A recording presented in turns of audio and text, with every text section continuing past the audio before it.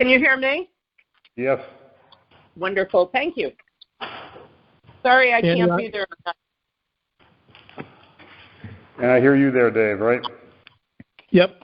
I can hear you and you can hear me, so that's good. Amazing. Technology. Yeah, when it works. You got it.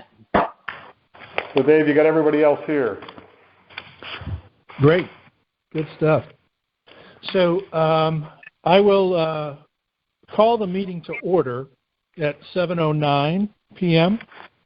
for the January 18th, 2022 Board of Finance meeting. And immediately, as I had emailed to folks, I'm on the phone. I feel a little bit under the weather and just thought it prudent to be cautious and dial in. And what I'd like to do is appoint Andy Russell in my stead as the chair to kind of helm the meeting this evening, and appreciate it if everyone would indulge me with that. Sounds good. Okay. So, first item on the agenda is the financial reports. And I believe Nicole just emailed the summary of the budget or the... Summary of the budget. Okay, because everybody got this in the mail. Yep. Yep, we got it. It's in the packet. Sorry. Let me know if you can't hear me. So, pretty quiet month for December. Property tax revenue is about 68% collected, as those collections will be ramping up in January 1. 68% is a good amount for this time of the year. Under expenditures, we've had some legal for a lot of different things, Panama Hague, HR issues, so it's kind of been spread all around. Engineering under the Public Works for Grassy Hill Road, engineering for that, but we've used up all that line item, and so we're just trying to split it around to different departments where we can cover it. For probate, we paid the annual amount due to East Lyme for being the host of the probate court of $59.62. Under Park and Rec, the line item we have for Haynes Park restroom, we paid out $5,500 for a bill having to do with the new bathroom that was not submitted to finance. So that line item is already over, and there'll be another $2,000 invoice coming for gutters on the building that were not included in the project. Just a note again, the whole police department is expected to go over. Again, we've got 2 men who are out, and Ranger's line item is over, I think, by 20 to 30 already. There is money under emergency management under COVID that we're hoping we can bring some of that money over to cover the Ranger overages, but that might have to go to a town meeting as well. We also issued the second half of the stipends for the nonprofits. The beaches, I still had waiting for information. I've since gotten it, and those checks will go out shortly. Under capital for the new transfer station building, we're expecting about a $1,000 overrun with what's been submitted to finance. So we'll have to find a home for that extra overrun. All in all, we spent 56.4% of the general government budget. Down at the bottom under miscellaneous funds, we had a DPW truck damage for which we were billed $32.62 to fix it. We got reimbursed by insurance company, but we have to pay out the $1,000 deductible. And again, in the miscellaneous fund, we paid a bill to clean up the property for the land use department. We filed a lien on this. This is having to do with lights. So we have filed a lien on the property. We paid for that, but I guess there are several people ahead of us on that lien list. So I'm not sure that we're going to get money or when. And under harbor management, for a kayak dock, they spent $3,900. Any questions? Could you give a little detail on the Moss Trail? Yes, thank you. What kind of a property was going on? It's a property, well, I don't know, do you have more information on it than I do? This, I guess you could characterize as a hoarder, and so probably about 3 years has been trying to rectify the situation, finally had to go in under a court order and remove a lot of stuff. Like boats and out of the yard. Cars and big stuff. And it was a very difficult situation, and I don't know whether the property has equity sufficient and all that, I don't know the details, but it's one of those things we had to do. Uh-huh. So it's possible we can recover some of the money or not. We don't know. I don't know the encumbrances, but it's not a lot in terms of property, but I don't know what's on the property. I heard there's a lot of medical liens on it for medical expenses and that kind of stuff. And we've done this in the past before. We've always gotten reimbursed, I think. As a superior lien, like a tax lien? I'm sorry? Would this have the priority of a tax lien, do you think? I don't know that. You'd have to ask the legal who did it. I mean, $5,500 seems like a lot of money, but I guess it was a big mess. Whoa. Other questions on the Nicole's report? Thank you. That was quick, sorry.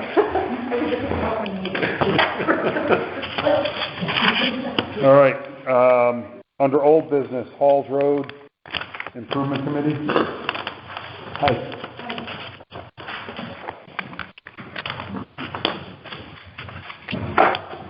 Good to see you. Good to see you. Could you introduce yourself, because there's some new members here? I'm Edie Twining. I'm the chair on Halls Road, and happy to talk to you today. We have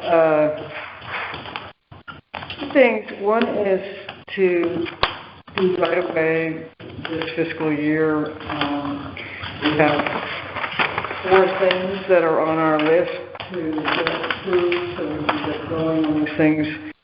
The first and largest one is to get assistance from the BSC for the LOCSIP grant application. It's a DOT reviewed type of grant that would help us to get the sidewalks and all the roadway improvements set up for Halls Road.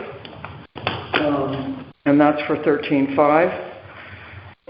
And then the next thing that we're looking for is money for setting up an easement with James Graybill to allow us to build the pedestrian bridge over to his property, which we have an easement but not enough to actually put a bridge on. And he's also very graciously offered to allow us to also include an easement that would go to the Florence Griswold Museum, so we could have a trail going that way. So those are the 2 things for the public improvements. And then in zoning, we are looking for monies for a zoning consultant for legal work to make sure that the overlay district we're proposing is completely correct. And also from the BSC again, that was for 10,000, not to exceed 10,000. And then the BSC has also been working on writing the language for the overlay zone, which is 9,000. Also the legal fee, they need a retainer of $5,000. So we're trying to keep going with that. So that's part of that 10,000 not to exceed. Oh, that's up in the zoning? Yes, that's in zoning. That's included, the legal, okay. Yeah. The zoning is the least expensive piece to this thing. What law firm is doing the zoning? It's Bill Sweeney, who's done a lot of zoning work. Not the town council. No. No. Okay. And actually, I'll tell you the name of it. I've never heard of this firm before. I'm surprised they're demanding a retainer from the town. It's TCORS. It's a group of names. Carver, yeah. But I have all of these proposals with me today. And we've also thrown in a $5,500 contingency fee just in case we need extra costs. One thing we're having difficulty with is getting our grants applied for. I know in the LOCSIP grant that will be something that comes from the ESC. They will help us with that application. We just, there was a Communities Challenge grant that we just applied for, but we barely had it filled in, and I'm worried that because we don't have a professional doing this, it's difficult to really get it done correctly. And it was a bear of a application, so, but that might be helpful with that contingency. So $45,000 is what we're looking for overall to be approved for this year. And then there's some suggested costs for once we get some grants. Just, why don't we stick with the 45,000 first? Stick with that. There's some questions. I get quick question, the 13.5 for the LOCIP grant, that's part of the 45,000? Or is that, Yes. That's included in Yep. the 45, okay. Yep. Andy, I have a question. Yep. Edie, you mentioned $5,500 contingency. Where is that on this sheet that I'm looking at? It's not on there yet because it was something that Tim and I had discussed. Right? Not actually in this breakdown sheet that I made. So I don't have an actual application for you guys today. I apologize. So Tim, this is the possible $45,000 that is going to go to town meeting. Yes. The special town meeting, not Monday, not the regular one Monday night? No, the timing, unfortunately, it wouldn't work. So we could do one within another couple of 3 weeks, perhaps, something like that, just to get going, because I know she's having fire. So, Andy, will there be a worksheet that breaks down the $45,000 they're requesting? I guess so. I haven't seen it. Okay. Great. But is this plus 5,500? I think the components. Hang on a second, David. Plus 380, plus 380, plus 10, plus 9, plus 5,500 that's not on here. Correct. Okay. Yeah. Dave? Okay, got it. Yeah, the components are on the sheet. They just include some other elements that are not part of that 4,500, is my recollection, right, Edie? 45,000. 45,000. Right. I'm sorry, 45,000, yeah. Okay, I get it now. Thank you. Just so you I need to give you something that has that whole thing tallied together. Would that be helpful? I can do it tomorrow. I think you could send it along. I don't know if this came to us earlier. I just didn't see it. I have no idea. Yeah. It's helpful if we have it in advance. I'm sorry. It was posted on our page, but that doesn't mean much to you guys. That's okay. I thought I missed something. Thank you. Yeah, so did I. Yes, go ahead, Tim. Just so you know, the Board of Selectmen moments ago made a motion to recommend to the Board of Finance that this 45,000 be referred positively to the town meeting. Okay. To be scheduled.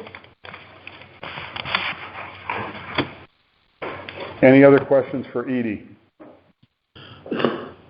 So, Andy, this is Dave. Yep. So the action that's requested tonight is to send this to town meeting, a special town meeting, right? Just following what the Board of Selectmen did? Correct. Right, because we wouldn't have time, whenever that may be. It's probably best if people are prepared tonight to either approve or vote upon that recommendation to do it tonight, right? Right. Yep. Even though we start meeting more frequently, but... Yeah.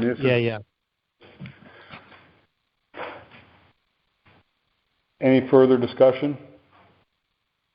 Do I hear a motion as requested by the Board of Selectmen? I'll move it. I'll second. Thank you.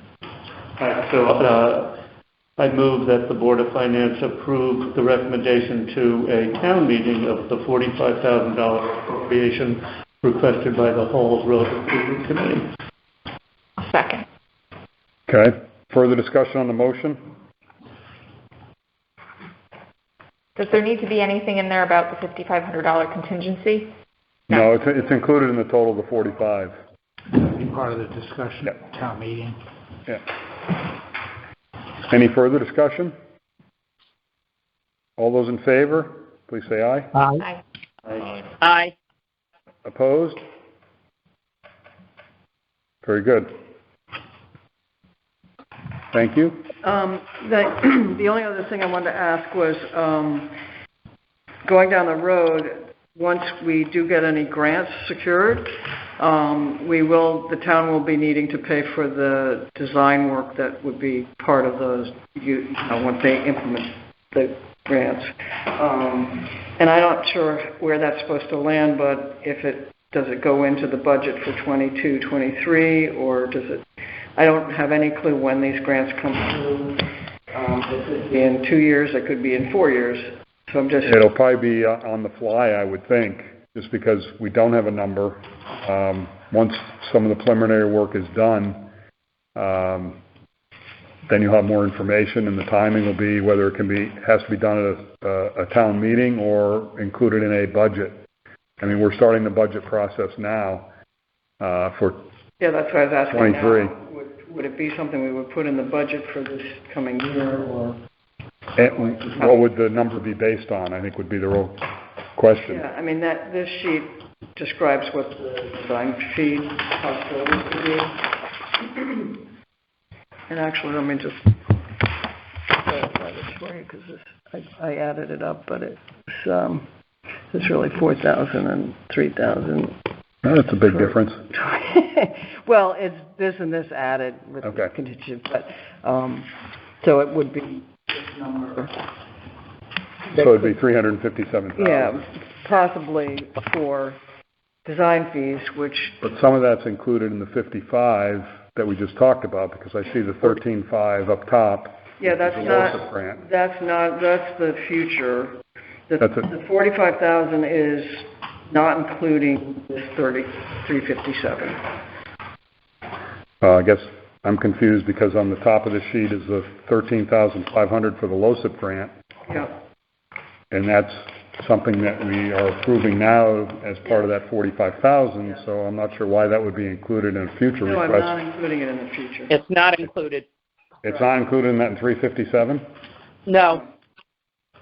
The bottom box totals $45K with the 55.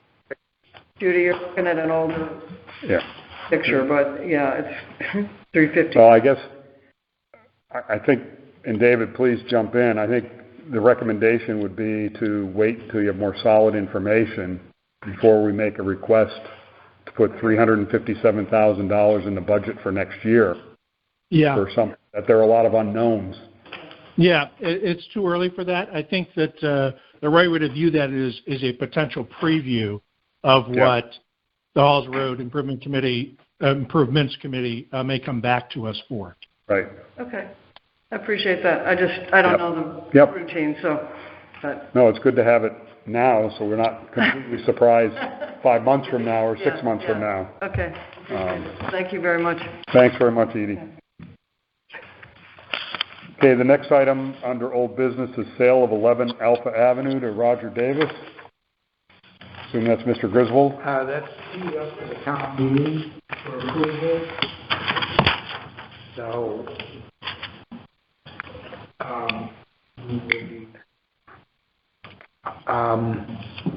I don't know. This has been around a long time. Did the board vote on this itself? Maybe if you refresh our memory a little bit about what it's about, we may, Yeah. I don't, Well, Yeah, no, I thought we discussed it, maybe not last meeting, but the meeting prior. I know Tim had. well, Just the checking. deal is, this is, Alpha Avenue's a paper street up at Rogers Lake. yeah. So as you come in, you would normally make a left and go down a street called Alpha, but there is no street. So this is a slightly under a half acre. Roger Davis has purchased another parcel smaller than this from the town already, adding to his lot, and he gets to it from the next street, which might be Beta. So he we had it appraised at $10,500. He has agreed to pay that plus closing costs.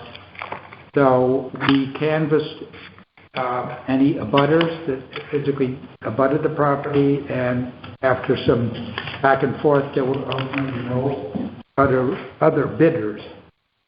So he's free to, go ahead and do it.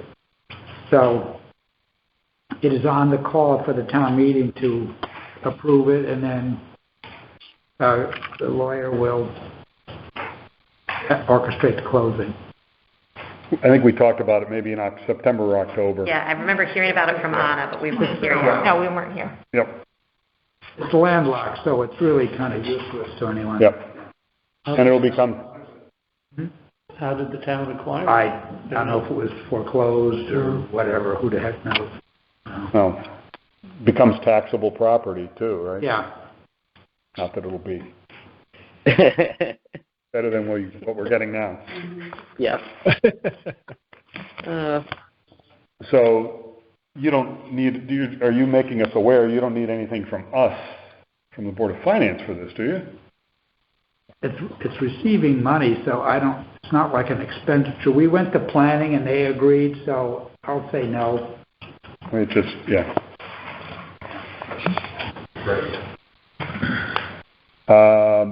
Seeing no other items under old business, new business. I assume that may be the budget overview. If I don't see it anywhere else. I don't know if you also want to talk about the CW heat situation. I'm going to figure out where we're going to Sure. apply. I thought. Sure. I mean, I think the Board of Finance. I thought it was done. Yeah. Mr. Dante, you're here. You might as well. Nothing else to do. Yeah. So we're talking about the heat at Public Works that doesn't work. Give everybody a little background on that. Back 10, 12 years ago, there was a board put together when I took over. We had to put a roof on it, re-side it, and at that time the furnace went, and we were having to jackhammer the 3-bay floors because it has that heat in the floor.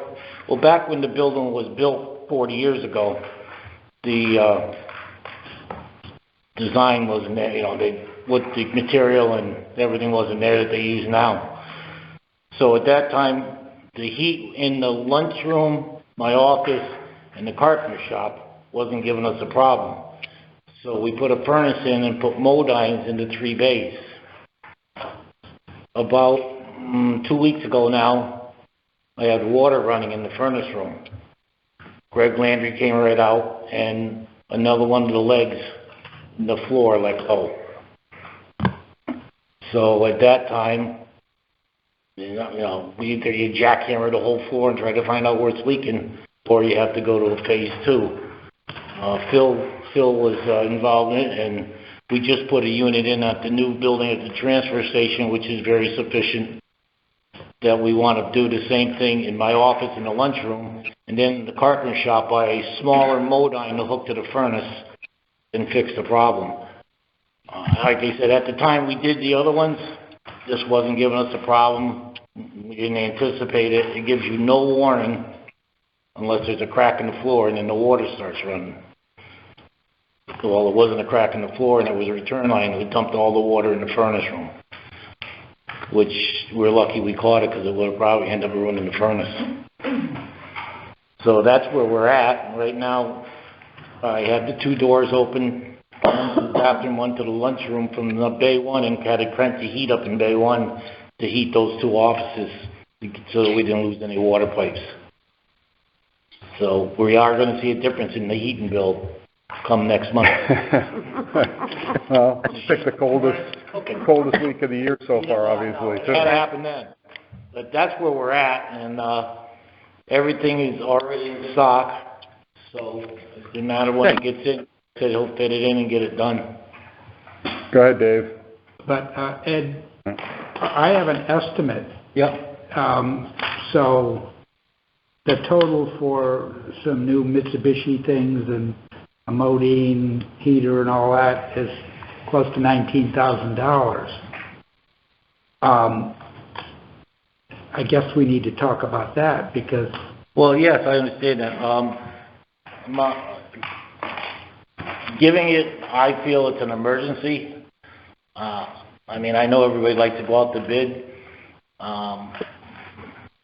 Being here 35 years, I don't mind going out to bid for certain items, but I'm a firm believer that if it's not a grant money and it's on a town building or town property, that the bids stay in town. I'm not one that wants to go out and give the guy from Norwich or something. And the reason for that is I feel these contractors are paying taxes. They should have first shot at doing work in town. And they're going to stand behind it. We've had jobs done by outside contractors. I mean, I've had done that. You're fighting with them to come back and fix any little stupid thing. It's up to the board. I mean, but I feel we have to get this done because the weather's not getting any warmer yet. Have you checked with Spears or any of the other plumbers in town? No, I went with Greg Landry because he's been doing all my work. He came right out within 2 hours and looked at it. He's done all my work up at that garage since I've taken over. He's very dependable, and that's why I went to him. And he did all Andy, the transfer station. I thought we had agreed pretty much last week that this should move forward, and maybe I'm mistaken. If you guys gotta tell me where to pay it from. The only place I can really take it from is the town building fund, but if I do that, I need Board of Selectmen and Board of Finance approval. That's we set up these funds. I just wanted that fund is becoming very depleted because we also took out $19,000 for the temporary shed, transportation, $13,000 for the fire department cabinet, and I know there's $11,000 that somebody wants to pay for Haynes Park bathroom cameras out of that. Right. So, I mean, the balance in this account originally was like $170. It's probably going to be down maybe almost 20 or 30 by the end of it. But I don't think there's anywhere else. Unless we make because it's under $20,000, if we approve an up to $20,000 addition to an existing line in Public Works. There's really no existing line with budget in it. There's a repairs and maintenance in Public Works operating, but it seems more capital to me, and it's capital really. Because unless it has budget, you can't create a line item. Because had this thing shown any type of problem, it would have been in the budget to fix. Yeah, of course. Hey, Andy, this is Dave. Yes. It really is not a repair. This is a capital item, right? I think. So I couldn't quite hear what Nicole said in terms of repairs and maintenance versus capital if we were to approve it. But the only thing, because it needs to happen in my view, and I think that was the consensus of the email traffic, last week. But the one thing is, because Landry was responsive, so I appreciate that. But we do have. I didn't know who made the point about others in town. We do have other good quality high-quality contractors that we could just check the price on. But at this point, it's got to get done. So I would be supportive of making a motion to approve the bid that we've got just because of the urgency of it. But in the future, Ed, if you can just check with one other guy in town, it's not like we've got one plumber in town, that would just be helpful to us to keep, one guy honest or whatever. Yep, I understand that. I mean, and that can go on my shoulders, but being the severity of it, I went to the first person that I thought of. Right, but we're still sitting here 2 weeks later and you don't have heat. Well, no, I know. BJ? Two questions. One for Nicole is whether we can add $19,000 to the building. Yes, I did increase. Usually we put $5,000 in there a year. I put in next year's budget 30, but I might. No, but for this year. Right now. The Board of Finance just plop another $19,000 into the building fund. You were worried about depleting. Or we can put it into next year's budget. Either way. I'm a little confused. Yeah. We have the authority without a town meeting to take up to $20,000 out of surplus and put it somewhere. So does that solve that problem? That would solve that problem, or we can wait and do it in next year's budget. Okay. I think I'd prefer to keep it. I think I would prefer to keep it out of the budget because it's a one-time item. Yeah. I agree with BJ on this. Okay, so we got two different things. BJ is discussing us considering adding $19,000 right now to the building fund. That would be tied to fixing the heat here, so that doesn't deplete the building fund any further. Right. And Dave, you're saying you don't think it should be part of the budget. Well, yeah, I think my point being that if we have a new history of adding $30,000 to the building fund because we had an emergency item that we needed to address, we may forget about that in the future. So right. I'd prefer to, and I don't know whether the capital budget for this fiscal year could be increased so we could use that, or just doing as BJ had suggested, increasing just for this fiscal year, an addition from, to the building fund or whatever. I don't know if that's too clever by half. I mean, can't we just take it out of the general fund and be done with it? But we got to put it somewhere. It has to have a line item. But I'm now understanding, Nicole, I think, what you were saying. We have enough money in the building fund today, but we will be depleting it further. So there's no need today to add anything to the building fund. If we need more money in the building fund before the end of this fiscal year, we can do it then. And I think what Nicole is saying, well, at the end of this fiscal year, our building fund is going to be pretty skimpy, so we can just add money to it for the 23 budget. We can build the building fund back up. Which seems instead of adding $5,000 as we've been doing, make it 30. But that's my point. Is then it's part of the budget that we've added 30. Next year we're going to add another 30 just because. Right. No. Could we? I mean, the challenge is finding a line item to. Right. Could it go to Public Works projects contractors under capital? I know what that's normally used for. That's used for small jobs. Right. But it's a capital. I thought about that. Let me just see. And if we do it now and it comes out of surplus, it'll be 20 less. We have to do it in the budget. Right. And it's not going to be a fun budget year, I don't think. Right. That's Pay me now, pay me later. We can't do that because we've already increased. Isn't the 163,000 for the because of the that section capital? Yep. We've already had an additional appropriation to that department. So it's the whole department. It's not just a line. Right. Yes. The auditor. Okay. So we would have to go to town meeting in order to do the budget. So we just can't do it. The towns have to do it. Right. to keep it under capital. Right. If you, which is, as David said, that's really, it's a capital item. It's something we would normally. Right. Or, as Ethan was saying, if you don't want to put it in next year's budget, then we can do an additional appropriations as a transfer out to the building fund. That would take it out of surplus. Now. Yep. That would be the only other option. Okay. If you want to take it out of surplus or take it out of building fund.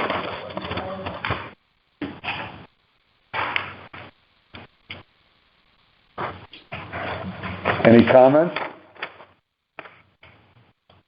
Sounds like we have the option of adding $19,000 to the building fund now, doing nothing, knowing that we're going to take the money out of the building fund, and Nicole's recommendation would be to increase our building fund budget line for next year from $5,000 to $25,000 or $30,000, which will add to next year's budget.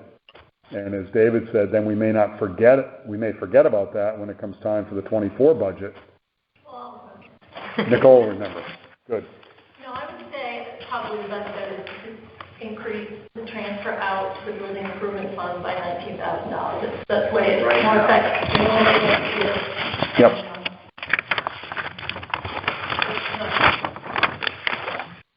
Do I hear a motion of any kind for any of the choices we have on the table? I vote for. I will make a motion to. I guess it would be to transfer in this fiscal year the required amount for the new heating improvements to the building fund. Nicole was recommending $19,000. Okay. So $19,000. Yep. In this fiscal year to the building fund, such that the improvements can be paid out of the building fund this year. Shouldn't it coincide with the estimate, though? I couldn't. What was that? Shouldn't it coincide with the estimate? Is the estimate like $20,000? Well, we can't move over $20,000 anyway. Okay. So there's money in this fund. This is at least reimbursing the majority of it. Okay. Because it's a larger item than we normally spend out of that fund. So we have a motion. Do I hear a second? I'll second it, Andy. Okay. Jude, thank you. Further discussion on the $19,000 out of the building fund specific for fixing the heat at Public Works? All those in favor? Aye. Aye. Opposed? Great. Thank you. Thank you. BJ? Andy, I wanted to, I'm glad that's settled. I didn't want to leave on the table the notion that we should always award vendor contracts to old line vendors. We do have a bid. I'm not being critical. No, I understand that. That's just other things being equal, sure. Right. But we do have a formal bid policy, which I don't remember. I'd like to get a copy of it. But I doubt that there is a provision in the bid policy that favors old line vendors. It doesn't, but this one doesn't have to go out to bid. No, I'm not talking about this one. Yeah. This one's settled and fine. But the dollar amount, it does not have to go out to bid. The threshold for going out to bid is $50,000? Is it 75? No, I think 20. Actually, over 20. Yeah. Yeah, they're varying degrees. Yeah. I think there are 3 buckets. But my point is, unless we have, the Board of Selectmen and whomever has decided that we want to prefer old line vendors, we can't just ad hoc, infer that as a requirement. That's all. I didn't want to leave the discussion with the assumption that we were always going to prefer old line. No, that's just how I feel with taxpayers, and if it's a job, it's such a and we have contractors in town. I just feel with them being taxpayers. I mean, I'll give you a perfect example. We went out to bid for the bus barn. we got the low bid, and the committee decided the guy had some skeletons in his closet. Well, everything was done up by the architect. Todd Macker got the bid. Todd found a problem in the specs. He re-surveyed the whole property and fixed it at no cost. Had we gone with a contractor, we would have been over budget because the engineer and designer missed that we would have need thousands of yards of fill for that building. Todd found it. That's, people in town that are contractors and live in town are going to make sure that the job is right and not going to. But it doesn't mean we shouldn't be looking for. I mean, there are certain things that have to go to bid. I'm not saying that, but there are certain things that I feel we should keep within the. That's just my feeling. I mean, these people are the ones that have to decide. But, and again, BJ, you can review the language, but we just have to look at the bid policy. I mean, it may be because I thought that was a consideration, but I haven't looked at the bid policy. Tim's got the bid policy right in front of him, so he can give us a brief. Regular purchases are 20,000 to 75. Regular purchases require competitive solicitation of bids or RFPs, but may be done by a formal bid process. Competitive solicitation includes soliciting bids or quotations from at least 2, preferably 3 vendors, unless sole source vendor has been approved by the Board of Selectmen. But this is also an emergency situation too. I think that's it's close to that $20,000. It's under 20, so. It's under 20, so technically, but I think good practice is the extra phone call. Hey, no. Come take a look. I should have made an extra. And it might have been. Andy, at 19, we're incidental, and that can be made without a formal bid. Right. Competitive and all that. Yep. It's still somebody else might have been able to do it for 16. Or the other bid might have been, or estimate might have been 23, and then you feel real good about what you're doing. I just like keeping it in town. I should have gone. No, that's. I think everybody agrees that in town it's good. They pay taxes, and maybe they look at it a little carefully because they're going to pay a little piece of that. And their name's on it, so right. It's full sour. They're the ones who's going to hurt in the end. Right. If they ever want to see you at the grocery store again, they're going to be honest about it. Yeah. Great. Thanks, Ed. very much. Thanks a lot. Hope you get heat soon. Oh. Jacket. Go out in the truck. Next item, new business. I see Nicole getting ready to give us an overview. So I gave everyone their binders, and we're not going to go into any of the details, but in the cover on the inside, there's a one-sheet summary that looks like this. Thank you so much for doing this. Oh, you're welcome. A lot of work. It's great. Behind that is detail of the preliminary budget of where everything falls in. And again, it's a very fluid document, and it changes week to week. But I'm just going to go over a high-level overview on that top sheet. So this sheet gives you some detail of prior year. The budget that we're talking about is 22-23, and it is highlighted in the green. The total as we sit today is $38,738,611. Of that amount, the school district is $27 million, roughly. I kept it the same as last year because I'm not sure if that's going up or down at this point, so that will. And of that 38,000 above, salaries is a little over $3 million, 3.147. So if we go down to the left-hand side, I've broken out the changes between salaries, capital, and operating. So the first column, the summary of changes for payroll, the total for all different changes, deductions and adds, and comes down to 195,618. And on the first preliminary round, just for new members, we really tell department heads to do their due diligence to give us what they think they need to run their department. And some people call it a wish list. So all of it's incorporated so that you guys can look at it and you determine what you think about those requests. Last Friday, I sat with Martha and Matt. Tim hadn't come back from Florida, and so we went ahead and I went over this sheet as well. And there wasn't any changes that we made at that meeting. And we also sat with the salary committee, and we talked about the changes in the wages. I don't think we changed anything either, right?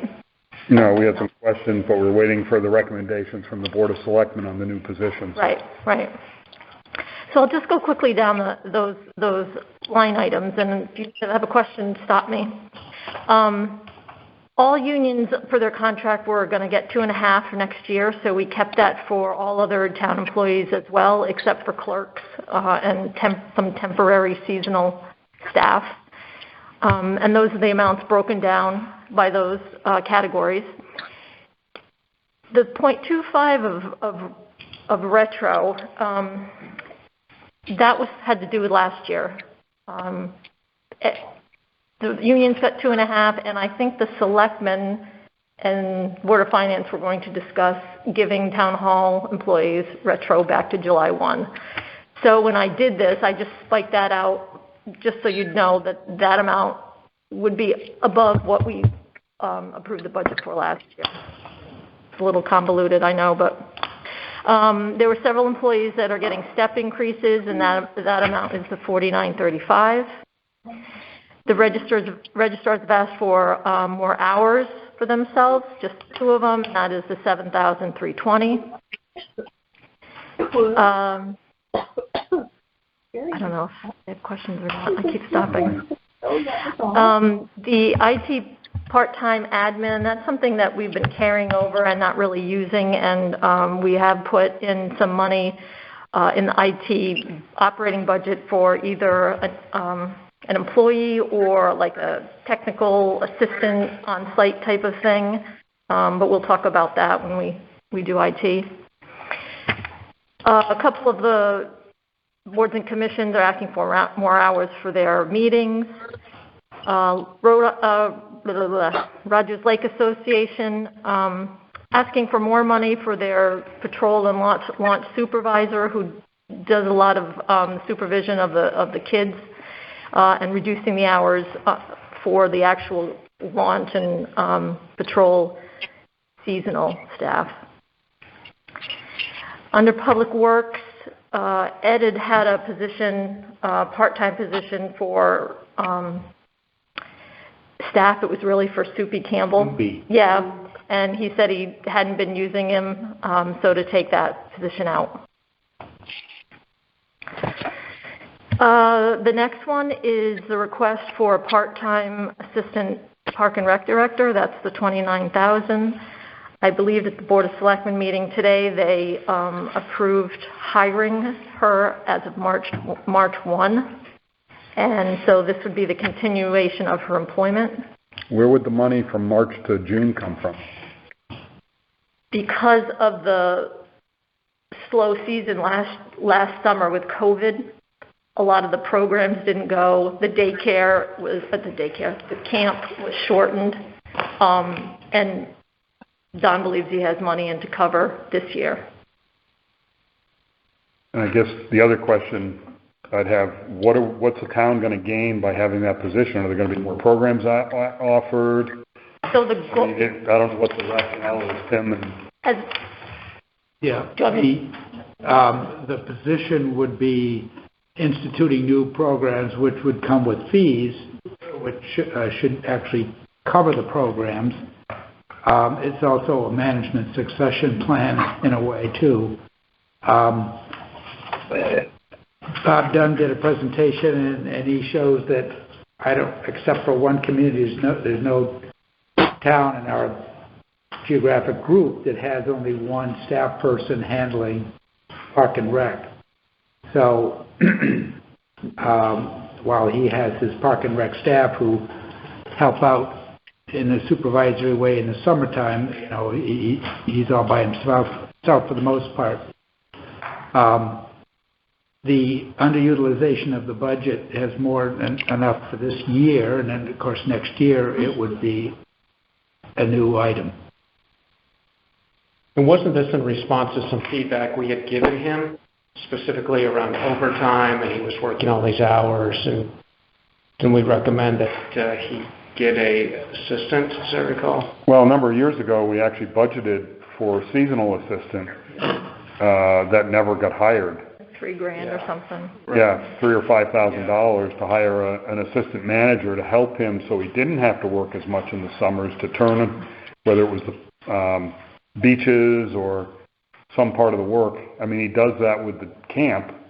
He hires camp managers, but it was the beaches that were running his hours up. We've increased his hours in the summer from 30 to 40 hours a week, and then we increased the number of weeks.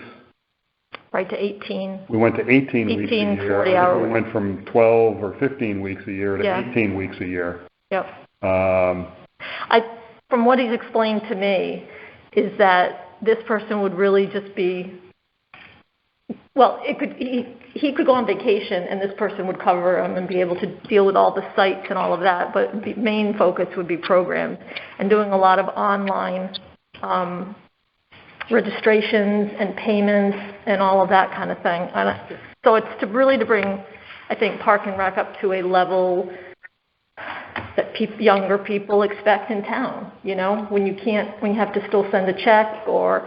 I mean, we had to fill out a paper form for soccer. Right. And drop it off at town hall. Yeah, it was like, really? Like I have to... And there's a lot of... Town hall. There's a lot of, like, Park and Rec online packages that you can buy. But there's someone still has to manage that. Someone has to set up and make payments, and then you have to make it all work. And honestly, I think the town hall is really bare bones as to anyone that could help them. You know, like when we went into online permitting for building, that department does it all. I'm not involved in that. They just deposit money into my account. They're running that whole platform of Viewpoint. So I think he needs help technology-wise to bring Park and Rec up. Is there going to be a request for money for a software package as well to run Park and Rec? Where that's a big part, or that's not a big, it's a part of... That I don't know. To increase programs, we're adding an employee. We're going to do are we going to, with all that online, obviously, you know, as other areas, there's software packages available. Right. You know, is it a $5,000, $10,000, $15,000, $25,000 software package? I'm going to say that might come down the line, but he needs somebody to help him evaluate those packages, how they work, and how to implement them. And is there a list of programs that are going to be added? They said that they're going to add programs which is going to bring revenue in that may cover the cost of this. Is there a list of programs that are being... That I've seen. The only thing I've heard thrown around is volleyball. I guess there's a lot of people in town that want to have an adult volleyball league, and that's all. That's the only thing that I've heard thrown around. But I haven't asked, so I don't know. The other thing, too, is that Lyme has no Park and Rec staffing. Right. So we get saddled with it. So part of our agenda is to pay Lyme a visit when we get some research done and ask for, I would say, a reasonably good sum of money to cover the fact that we do so much for Lyme at no charge. Because probably we're at 7,500 people roughly, but when you add Lyme's 2,000, we're close to 10,000 population. So he's doing it for them, basically. There's some fees, but not enough. And there are other areas, like Nicole pays, our finance department pays the joint bill, senior center, Town Woods, Rogers Lake, that all comes through us. And the IT. And we get the money back from them, but we don't get any... Right, IT, any bills time, we don't get anything for that. Martha, did you have something to add to the program part of the Park and Rec? I want you to know, and Bob Brown gave us the sheet, but Old Saybrook basically is doing 10,500 people. they have 3 people, a director, an assistant director, and an office manager for their programming. I would certainly hope that he would be increasing programming. I think Bob Dunn mentioned to me that they have been doing yoga, and certainly in these COVID times, these kids, and I'm not just talking, we have all of our athletes in the high school and the middle school. They get summer leave. We need some programming for young kids to do something. It doesn't have to be seasonal. It could be a 4-week program in yoga or some other types of things. And I think someone's coming up with some new ideas. I don't know who it is, but I've heard that they have experience as a Park and Rec director. And I'll tell you, there's a town in Rhode Island that has the exact same size population as we do, Charleston, Rhode Island, and they have 2 people on, plus an assistant in their office, and 2 full-time people on. 7,900 people as their population, and they double that in the summer with their summer seasonal people who live at the beach. They're very much like us. They put out a 17-page program 3 times a year of all their activities. And I would hope that Old Line would start something like that.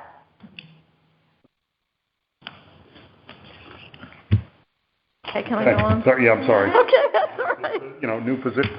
I know. I hate even to put it on there.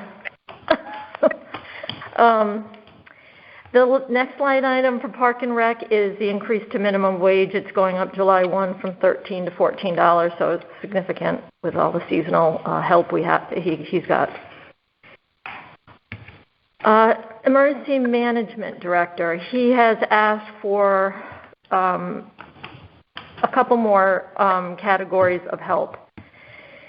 Part-time admin, these hours would be reimbursable. I'm assuming that they have to do with FEMA or Millstone. But he also would like some part-time administrative staff for non-reimbursable work. That's the $47.91.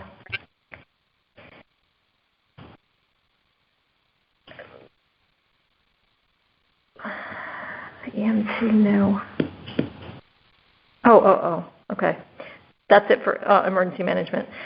Then for the ambulance, the EMTs, they have requested that one of their part-time staff becomes full-time. Again, we've never had a full-time staff member as an EMT. As you can see, the full-time hours would go up, and some of the part-time hours is a reduction, so the net would be a negative here, but there are other costs involved in being a full-time. There's pension, there's health insurance, and that's probably going to be another $30,000. So you have to consider that.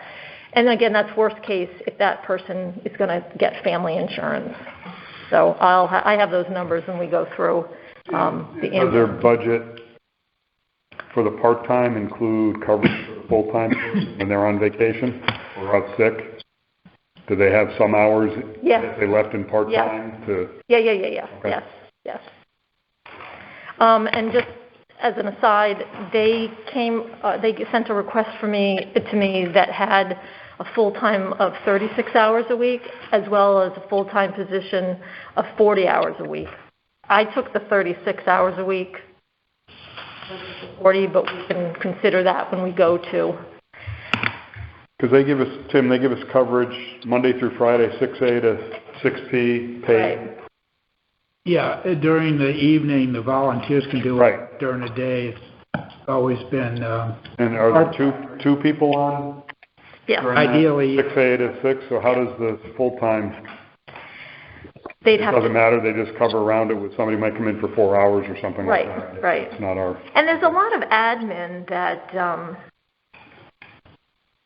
would be nice to cover. We've had some chiefs that do a lot of work and put in a lot of time, and then others that are are stretched really thin in their personal lives. But we need people to. They have a timesheet online system, and they have a big scheduling program as well.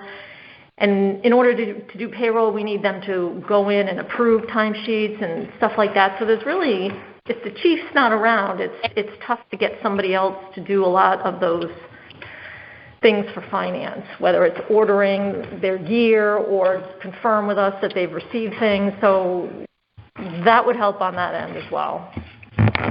So are you involved in the hiring process? If that's an important criteria for what you're looking for. Like, who's deciding who's getting this job?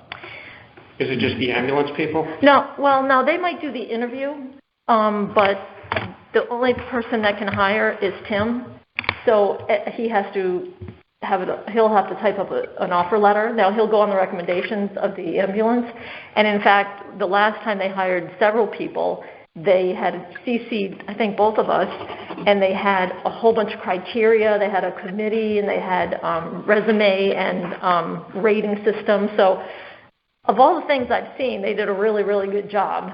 But, yeah, there's really no HR function to help us with that. When it's here, we've had a committee to hire, like, full-time positions. There'll be a committee of other staff and Tim, or if Tim wants, the other selectmen to be on it. So there's a variety of ways we've hired, but. And when we hire someone full-time, is it in perpetuity, or is it like you got a one-year contract if you don't perform? Or do you, like, how to, I worry a little bit, like, if you create all these new positions and they go in perpetuity, it makes it really, like, your costs only go up, right? Like, they never go down. Well, unless you have a contract, the employee handbook says that you are an at-will employee. That means we can all be fired tomorrow if Tim and the Board of Selectmen decide to. So nothing's in stone unless you're appointed. I'm not sure. Period at the beginning, too. Yeah, there's a probation, especially for public works and things like that. Now, Nicole, did you say this would be a part-timer likely would ascend to become? That's what the feeling I got from Tom Rotansky. That remains to be seen. Right. That answers your question? Yeah. Okay. All right.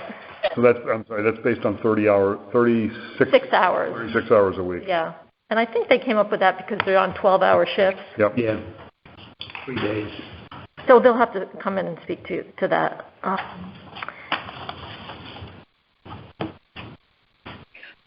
I have a question. Something that seems to be standing out to me is we're talking about new positions, which to me shows that we have even more of a need for an HR department or consultant before we add to our employee list. That's part of this whole process that has been the job descriptions, and then either this current one will do the wage and salary review, and then the HR function will be the last aspect of that. Okay. Thanks, Tim, for clarifying. The next line item, although it's in red, it's really an ad, the 2497. The fire marshal has asked for, who's also the emergency management director, has asked for a part-time fire marshal to assist him in inspections. I don't have a job description on that, and I don't know a rate. I took his rate thinking it would have to be someone who has all the certifications that our fire marshal does. So that's just an estimate in there, and his information came late, so I didn't have a lot of follow-up. Is that part-time assistant fire marshal, we may not know this, would that person be emergency management? I mean, no. It's different people. Right. Potentially. Yeah, right. I mean, not like we have fire marshal and emergency management is one. Right. Okay. Is that Duddy by any chance? No, it would have to be someone who's certified as a fire marshal if they're going to be doing inspections. Yep. And I think that rate is like almost $40 an hour, 30 to 40. I can't remember off the top of my head. So this is for about 60 hours a year? Right. This is not, I got his information late, and it wasn't in any order. It was just a lot of things thrown out, and I backed into a number based on a dollar amount he came with. So, like, he gave me a number of, like, $3,000 for additional, and I had to kind of back into it. So whether it's correct, I don't know. I guess Tim, do we know if all his inspections are up to date? Are we behind, or? I'll have to ask him. I haven't asked him. But I think there's more discussion on this one. Okay. Why is it in red? Because I didn't change the color. Accidental? Yeah, that's not a negative. Yeah. Color. I can't be perfect, Tim. Have the bracket. Trying. Under the police, the first one just has to do with the secretary and getting her on my wage scale. But the big chunk, as you can see, is the $54,000, and the $9,000 underneath gives big description as to why he's requesting so much, but it's a big jump in the hours for the Rangers, and then a request for overtime for the Rangers, and that's the $9,000 below. So as we know, Rangers is so over budget already. I know. Last year we had the police overtime jump significantly, and I think a lot of the stuff was underfunded, but I think Matt and I have to go down there and really pull this apart, because I don't know how many humans is involved. Practically. I've asked this question before, and my memory is really not too good. But what do the Rangers do besides help out with the beaches in the summer? Parking tickets, violations, something like that. I mean, throughout the year, it's not just summer. Just summer. Yeah. We keep here helping us, readers here, we need readers. So basically, it's like a 3-month thing in the beach community. They were all there Labor Day usually. Yeah, even May they start as soon as they, kids get out or people come back. Like May to September, I would say. Right. Anyway, I second Tim's offer to take a close look at this. If this is now, it's over a $60,000 increase. What's the base? What's the aggregate amount now of the Rangers budget? Is that the 30,000 police? No, that's police. No, they're under parking enforcement, Rangers. They're over. And we increased it this year.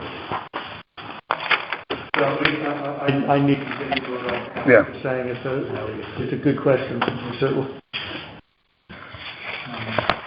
Okay, and the last item there is the senior center director. She's requested 35 hours a week. And so that would increase her to up by 8,000. So that totals the 195, which is 40,000 base now. 6.81 increase over salaries, which is over here in this column, that last column over there. Anyone have any questions? So I'd be curious, what did that spend store? Okay. Below that is just a summary of the capital. I didn't put any detail really in that. There's a lot of spreadsheets that we'll go over when we do capital, but it is going up 113. And I'd say the bulk of it is in the public safety. Dave Roberge has asked for $60,000 over several years for a communication project, and the police have asked for a new ATV and decking it all out. That's the bulk of why that's going up, $124,000. Tim, could any of this fall into ARPA money? I mean, the communication component of it, I think would be. I imagine maybe the ATV could have a shot at that. I mean, the Federation of Beaches won't buy. They bought the last ATV, right? In 1998. Right. And then just in the middle column there, these are the ups and downs of the just before you leave that, please. Yep. Public Works HVAC, is that going to be solved by the 19,000 we just did? I believe so. So that, again, this is just a point in time. Yeah. That's right here. Heat, air conditioning. No, but I have a feeling that's what the additional. Keep quiet back there. Don't make my job harder. So if you just want to, I don't know if you want me to go through every single one, or if you have questions, or what do you decide. I would think, let's look at the bigger numbers, IT. Okay. All right, well, all right, so I'll go over the larger numbers. Just the first two, that's in Tim's budget, and he's reduced those line items. Thank you, Tim. At his own discretion. For IT, the $20,000 is actually something that was originally in a request for a part-time person on the salary part, but the salary committee asked me to take it out and put it in because we hadn't really decided if we want a part-time IT person or like a consultant or what. This is something that the IT committee has asked for because there's no one here in town hall that really can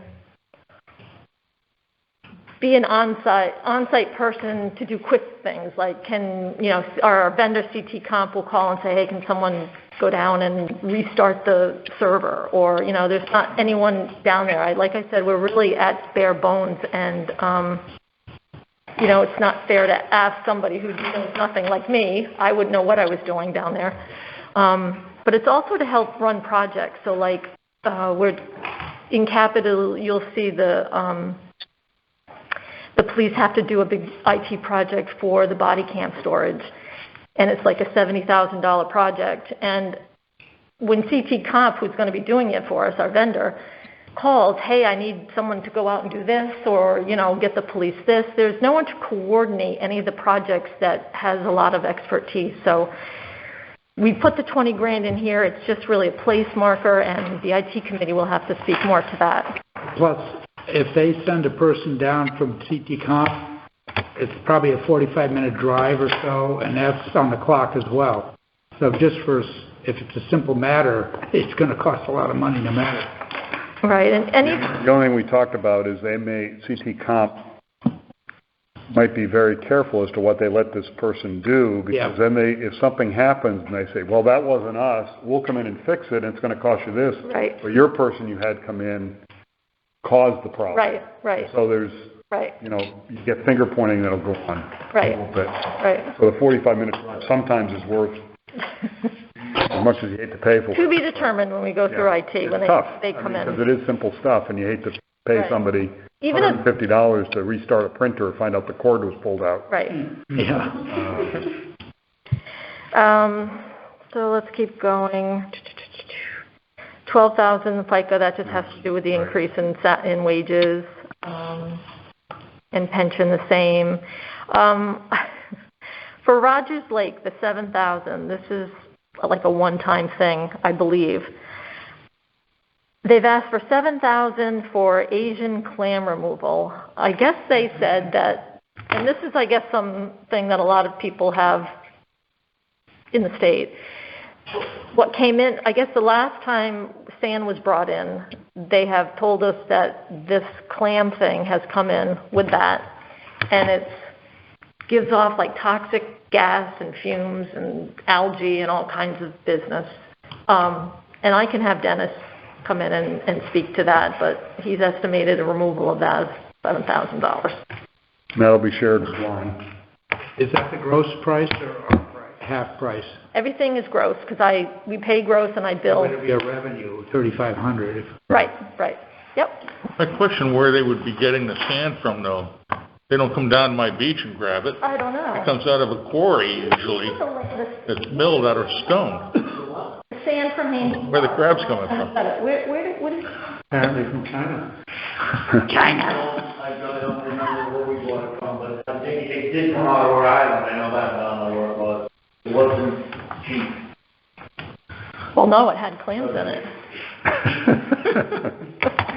That lake. There's probably a bunch of sand down on some of the roads right now that we could go scrape up and bring to Haynes Park. Hey, keep your hands off that. Soundview. Wow. Well, that's tainted. I think it's considered an invasive species, I believe so. I think it's like the hot topic around. Yeah. Have they looked to see if there's any grants out there to cover? That I don't know. that, not sure. It might be something that, Sorry, only. All right. Let's see. Public Works, tree removal. Tree removal gone up $5,000. Ed just has always got trees on our property around town that have to be removed. The fireworks and Memorial Day. Although this looks like an increase, if you remember, last year we had a zero budget because we had carryover from the year before because the fireworks were canceled. So this is really not an increase, but it is. Looks like it. Right. 5,700 for Everbridge. That's under emergency management, and that is the system that sends out like alerts and that kind of stuff to town people who sign up. And I think he wants to increase that somehow, so he'll have to expound on that. And he has increased his COVID line budget to 100,000. So that's an increase of 25,000. That should be reimbursable, ideally. I don't think all of it, no. And so this is beginning July 1. He's anticipating he's going to need $25,000 more July 1 through June of 2023. Right, and that might be, he gave me his numbers before the feds came out with their website today, and you can order your own free kit. So I know he was hot to trot for like $100,000 on kits, right? Yeah. So that might be part of that. You know, this is just... He requested that through ARPA. And we made a motion. That's going town meeting. But we didn't know about the free kit. Yeah. When we made the... I know. Right. My wife ordered what she could today, no problem. What do you think, eight of them? I don't know. or per household. What are there, 2 boxes? No. Or per household per month. Yeah. Per month? Yeah. Two in each box. And actually, most insurance companies now, if you go, will reimburse you. Many of them actually have, I was just looking it up, that you can go to Walmart or CVS, certain ones, and get them without Tim, I think another using your insurance. question on this, because it seems like they're available to residents one way or Well, on the town meeting, we worded it, and I think it'll be explained that if this all works, fine, we wouldn't have to do it, but there was, small businesses, for instance, have been talking to Youth Service Bureau about if they had a few on the shelf, then a small employer could give an employee a test or, give them a couple of boxes and maybe it would accelerate getting that person back to work. So we won't, of course, spend it if we can get it for free. And the Arts Committee is also meeting tomorrow, so this is some updates. Okay. Fireworks, The O-Line, the $14,000 for staff certification? That's the... Right, that's the fire department. No, that's just the old line, ambulance. Ambulance. The board of selectmen had approved, this was before the election and everything, reimbursing them in next year's budget up to $14,000, because that was a number that Tom Rosansky gave. If it was worst case, everybody had to. But we had discussed it at the salary committee, I believe, and a lot of these part-time EMTs have jobs in other towns, so we're not sure. Really, there needs to be a policy, I think, from the Board of Selectmen on how to apply this. Do you know what I mean? Last I heard from Jane Beisco is this would not be needed this year. And so I don't know about next year, and of course if we have a full-timer, that would maybe eliminate a couple of them. Right. If there are 3 days. Yeah, I'm not sure. I kind of got different... So maybe we can find out more information about that. I have different people from the ambulance saying different things. So really, they've told me if it doesn't come from Claire and Tom, they're the source of... We're going to have a meeting with them. Okay. Yep. All right. So that might go down. The $15,000 down below for the emergency service incentive plan, it used to be a pension, but it's really an incentive plan. These are for our volunteers, and just the increase in volunteers that are qualified have increased our costs here. and I think I paid out almost 90 grand this year in money. So that's my estimate of where that amount should be. The next line items are the transfers out. So we have other funds that we save for capital. We have an IT fund. We have public works fund. They are on your in your packet. You'll see the spreadsheet, the monthly packet that show all the different kinds of funds. And so as part of our budget, we transfer money out to fund those funds. And so these are just the increases and decreases. There's an increase of IT because, as you'll see when we go over capital, there's a lot of projects, but there's a big one in there, the $70,000 for the body cam storage. So that's the bulk of the one. Now you know that the state police have committed to storing our stuff through fiscal 23, right? Right. So July 1, 23, I got to have this in place. And we're working like crazy with Needleman and others to have the state continue to do this. It's stupid that all these towns are running around doing their own thing. Right. There was an updated email that they're not covering us.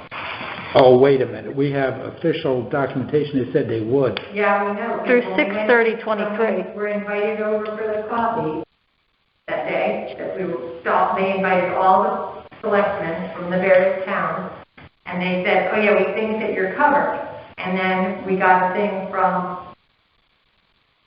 Mount Weber.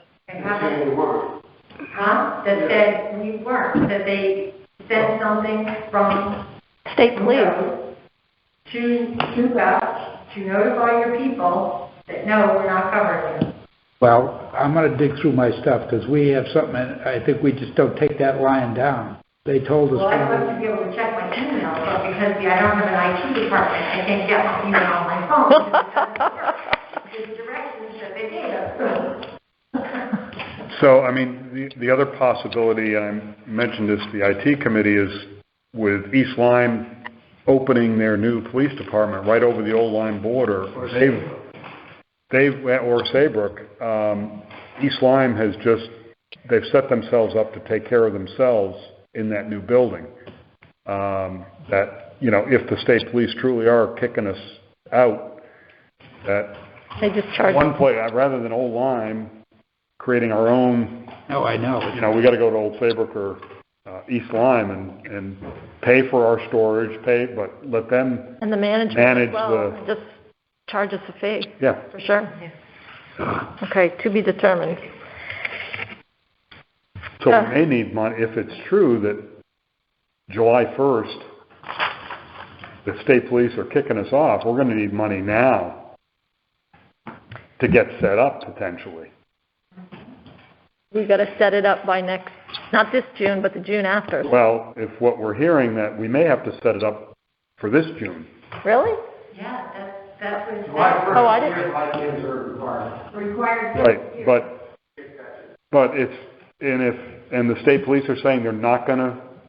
Original thing was we were grandfathered in because we're already on the system. Right. We had enough PD guys that were already using the system, so that was okay. People who are already on the system were supposed to be grandfathered in, and it's gone back and forth several times, but we can get clarification there. But then we were on our own. Yep. Okay. All right.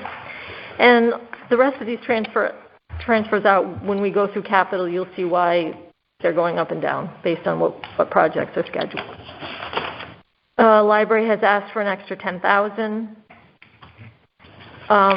The municipal refuse contract, we have a contract that increases by $16,000, so we're stuck with that. The mirror, the 3,500 is just me rounding up to a number, but that number we assume is going to go up based on Tim finding out how we're going to transport and get. It's up $16 a ton times 3,000, something like that. It's going to go up $16 a ton? No, 6, because I think it's going to 116 over 100. The 105, we'll try to. Okay, but that will be going up.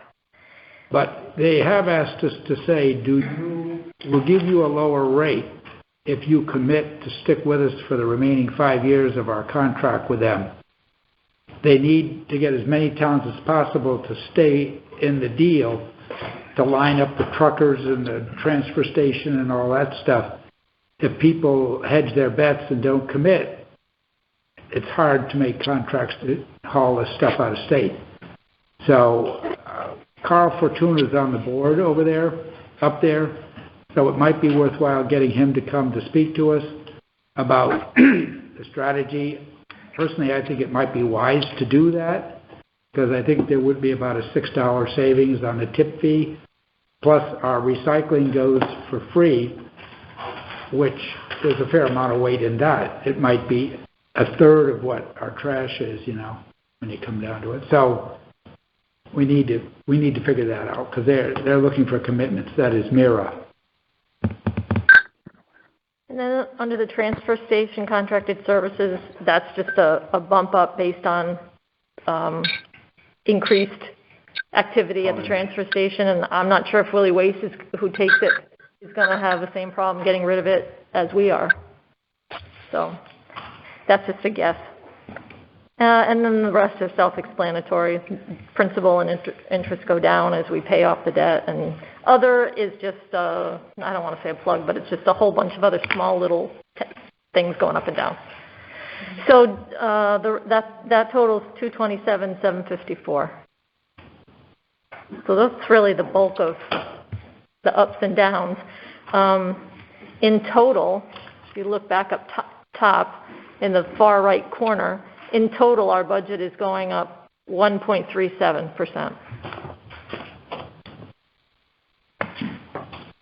But a lot of changes, And that's the Region 18 too, right? Right. There is no. Just the big. Yeah. I don't. That's with them being flat. Right. Because I haven't heard anything. You've heard nothing about Region 18? I haven't, but I don't go to the meetings. I don't know if.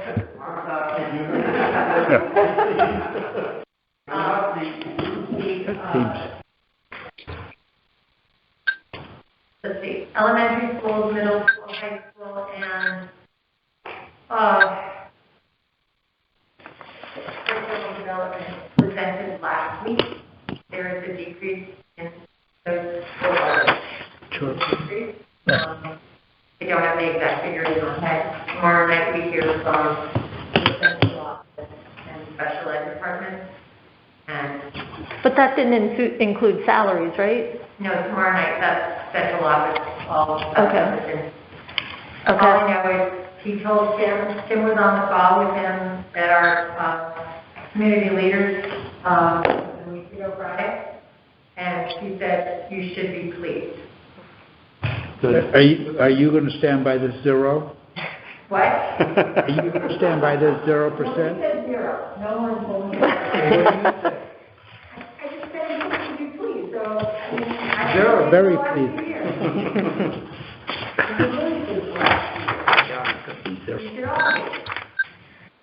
So that's all I have, unless there's any questions. And more of it'll make sense to the new members when you start going through the books, and then you'll see what we're talking about. Like a huge bond band down there. Any questions for Nicole? Thank you. All right. This is good. Any other new business?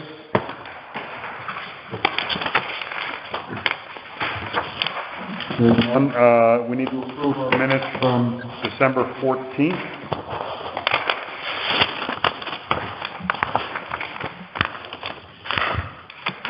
For the purposes of discussion, do I hear a motion to approve them?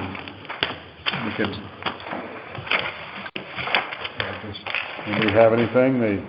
I'll make a motion to approve the minutes from the December 14th meeting.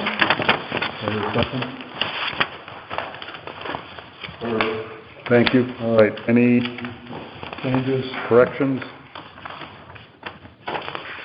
Got something in. Okay.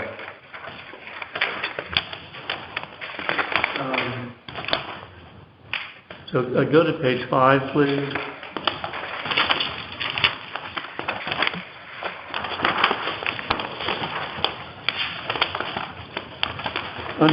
Under the Materials Innovation and Recycling Authority, let's see, two things, but if you go down to the line on the left that begins year, since options for towns are not good, if they opt out, MIRA is prepared to offer towns a lower tip fee. Shouldn't it read, if they waive the right to opt out, MIRA is prepared to lower the fee? Yeah. Right? So, Michelle, do you see that? Yep. If they waive the right to opt out, MIRA is prepared to offer. And then similarly, in the last phrase on that paragraph, it reads, old line must decide shortly whether it will agree to the opt-out clause, should read to waive the opt-out clause.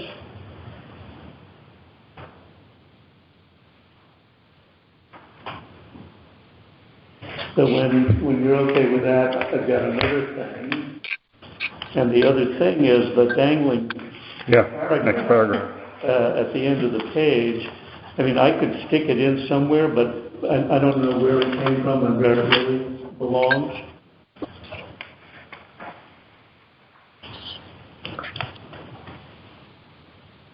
Also June 30. Yeah, 30. Yeah, 30, 33. I don't think we're worried about 30, 33.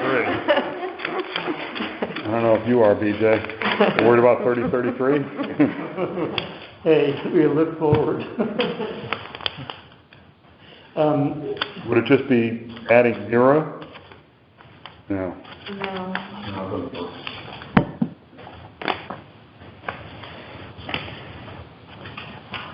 I feel like it's the top that just got Yep. Yeah. right? There's this sentence that ends, energy plant will close. On June 30th, 2022. Yeah. 2023. No, but up in the top, in the first paragraph, it feels like that first sentence is actually somehow Yeah, it a feels repeat like, of up there, but yeah. I'm not sure the rest of it.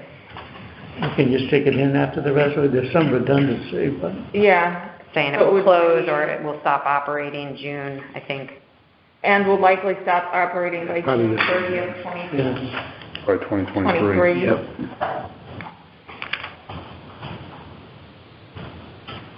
Because that's the, Yeah, probably that's how it goes. Yeah, I mean, it says, the rest of it seems redundant. with the rest of It's the like two paragraph. different ways of saying Yeah. it.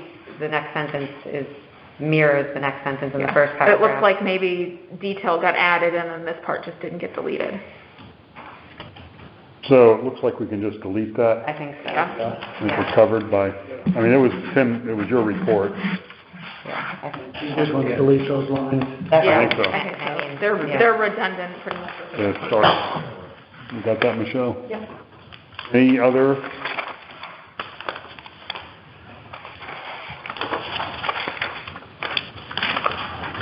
Hearing none, we had a motion, so, in a second, to approve the minutes as modified. All in favor? Aye.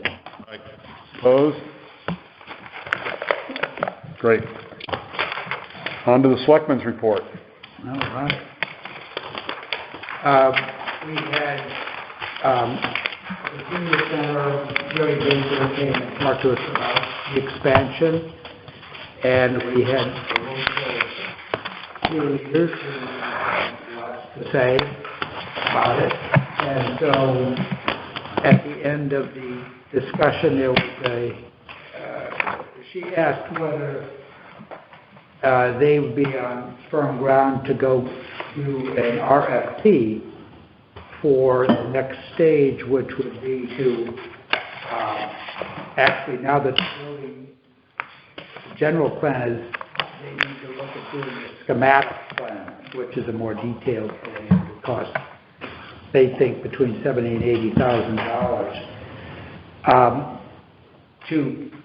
They think they want to put it out to the in an RFP, not necessarily have point one architect continue to do it, but to offer it up to other companies in the way of an RFP. So they want to go ahead and design the RFP, and they think that can be done for about $100 to advertise it and stuff, and I personally can't imagine it would be that inexpensive.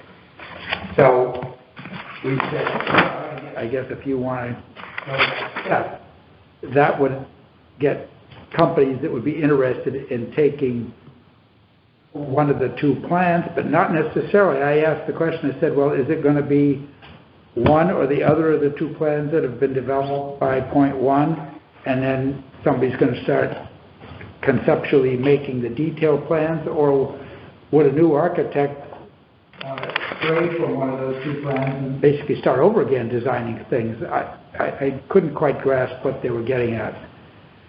So with that small request, they still have money, I think, in the budget. They used up, remember they had 15 from the two towns and 15 from the seniors themselves. They burned through the 15 from the towns, and now, I guess, what did they use, about 5,000 or 6,000 of the other money? Yeah, there might be another bill sort of pending, but they haven't hit their own 15,000 yet. So they have money left in the 15. So if their bills are paid to point one, I guess they can continue.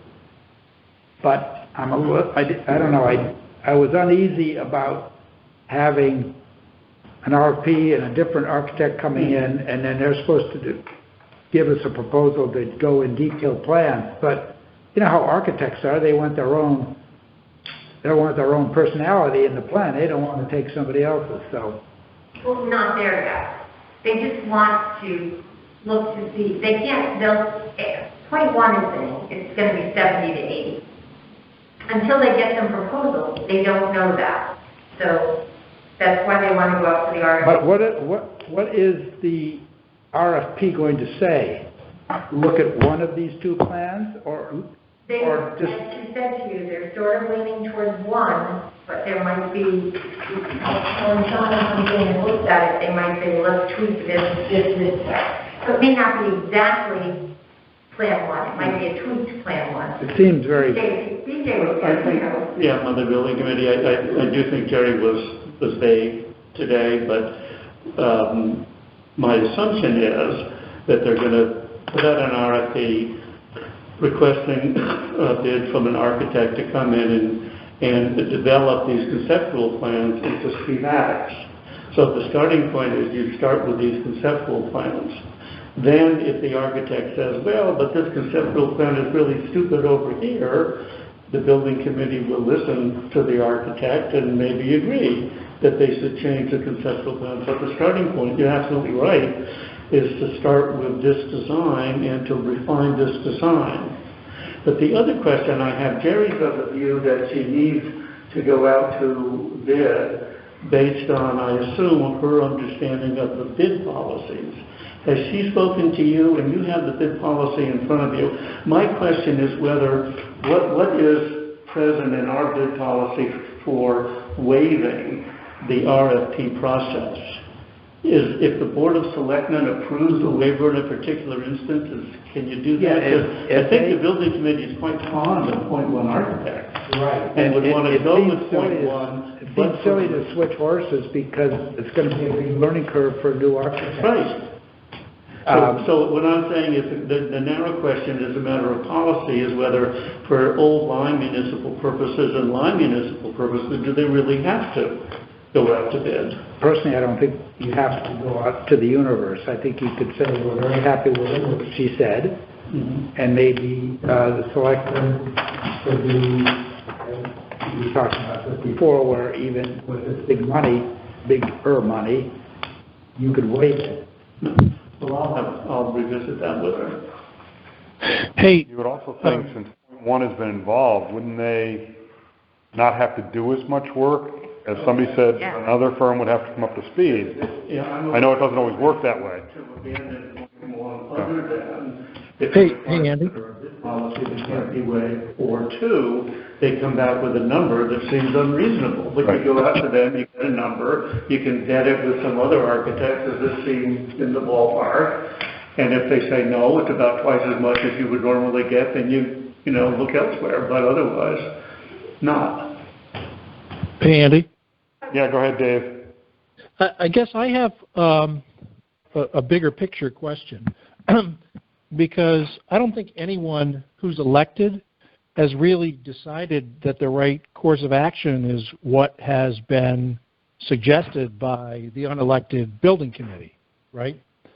And so if we're going to be committing cash to a plan that really is in the nascent phases of the public, education part, I think that it's a little preliminary, but we don't have to do anything tonight.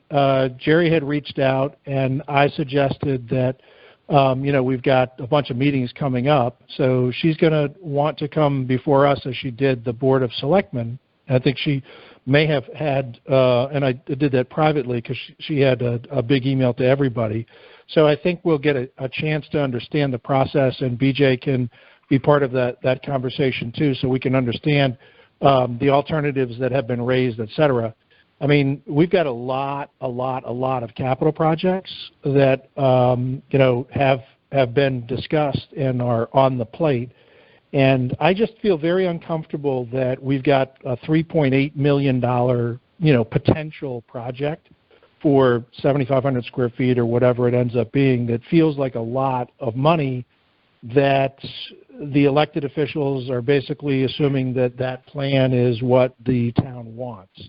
So there may be a little bit of process discussion as well that perhaps should take place.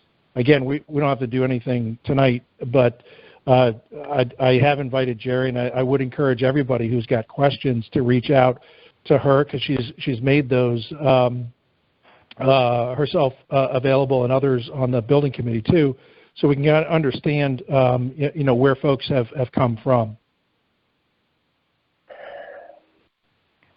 Cole, you wanted to add something? Well, I agree.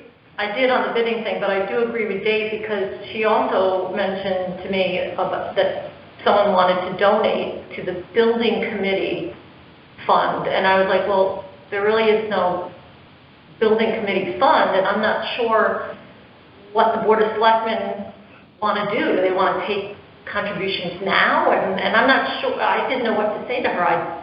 You'd have to approve what she's doing. And then the other thing about the bidding policy is if there are any grants from state or fed or ARPA money, then those requirements have to be met, and they're probably going to require a public bid, formal bid. So again, I agree. Again, it goes into Dave's point. I don't know that the management of the town, of both towns, have been included with what they're doing. Nicole, when you just mentioned if there's going to be grant money, a public bid may be required, are you thinking that she might be seeking, or the Jerry and the committee might be seeking grant money to finance the detailed design work, the $70,000 or $80,000? Because that wasn't my. Oh, I don't know. Yeah. I'm not involved, but it's something to think about. It's two different. I think she was referring to probably more of the building. Going forward. Right. She'd like the 70 to come from Andy. Not me. This is Tim's report, so. All right. Townview sewers. Chairman WPC and I and a couple of others went to East Lyme to talk to them about an intermunicipal agreement.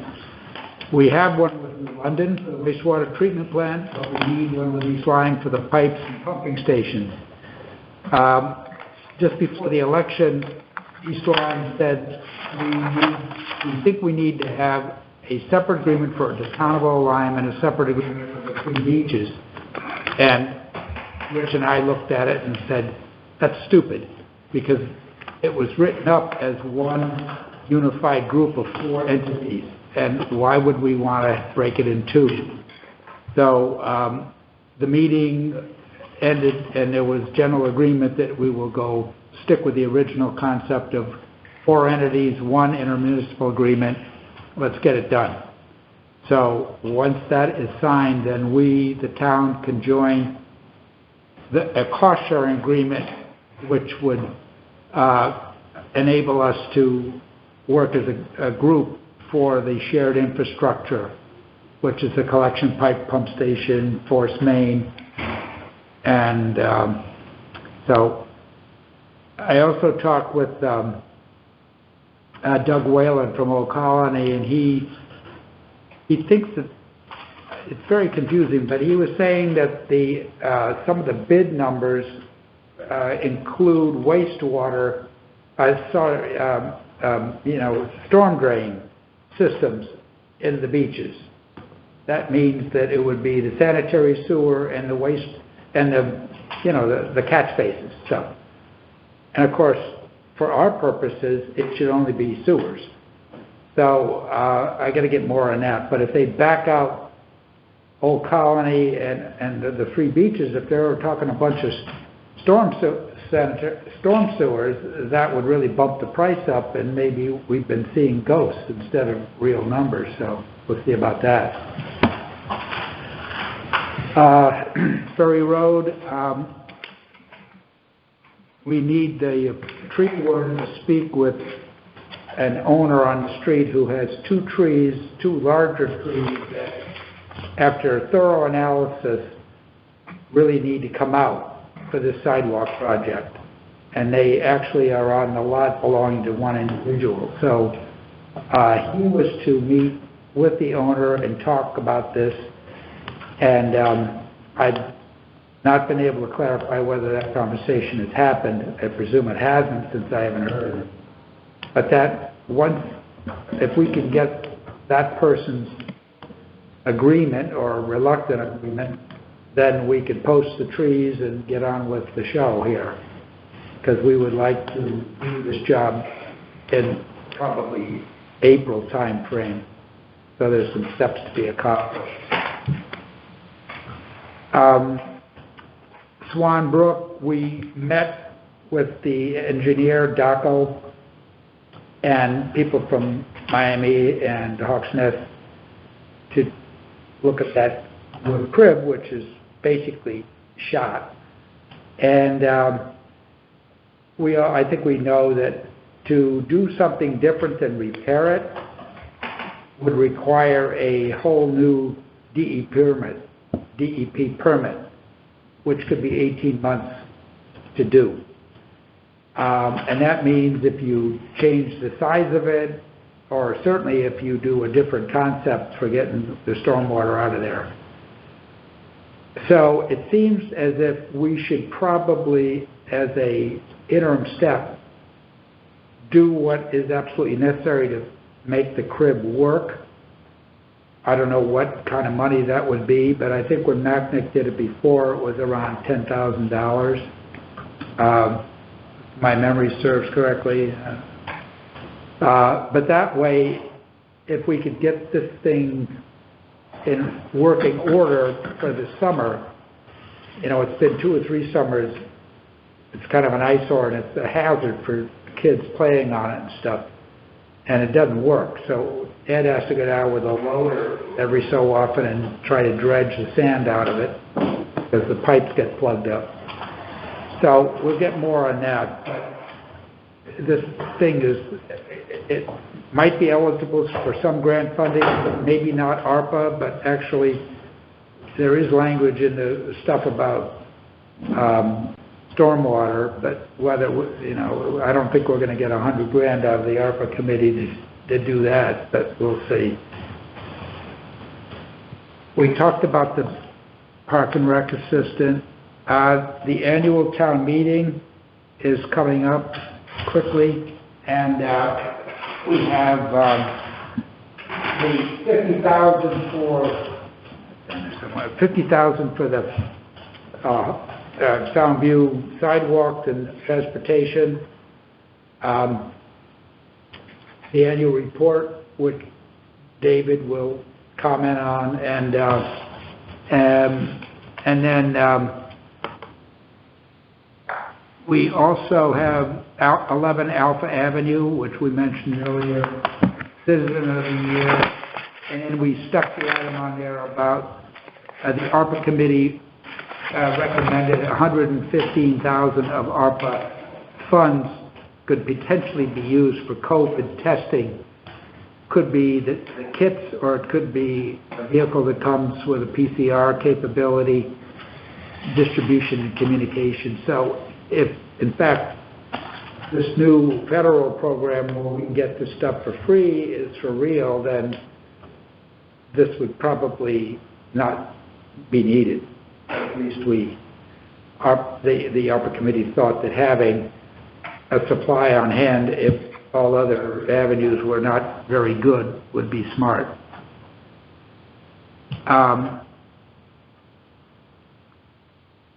The ARPA survey, do you want to comment on that at all, just very briefly? You all saw the survey, right?